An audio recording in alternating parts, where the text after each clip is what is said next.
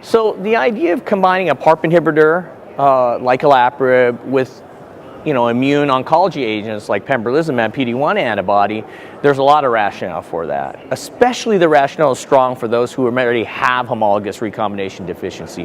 If you look in the breast and ovarian cancer literature, you see that these patients have increased mutational burdens. You see that these patients have more neoantigens and they have more infiltration of TILs into the tumor. So that provides some rationale for that patient population. If you were to ask the question, why should we consider it for a patient population that's totally homologous recombination proficient? There is no enrichment.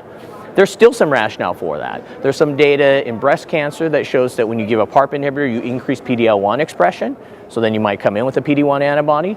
There's also some data recently, a cancer research publication shows that when you apply a PARP inhibitor, even when you don't have BRCA-ness, when you apply a PARP inhibitor, what you get is all these cytosolic DNA fragments that accumulate, and this triggers the STING pathway, which then leads to inducement of the type 1 interferons, which lead to anti-tumor immunity.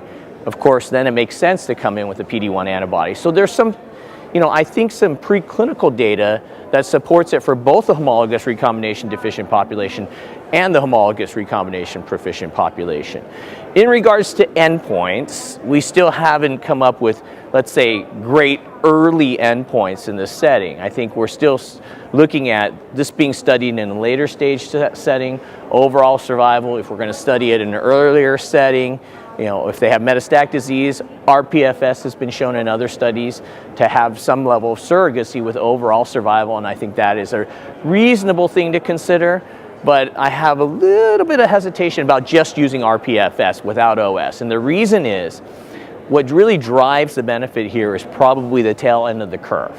Okay? So if you're focusing too much on median rPFS, you might not see a difference if it's the minority of patients that respond, but your hope is that they respond for a very, very long time, and that's what's driving your benefit. So you might miss that if you're looking at rPFS.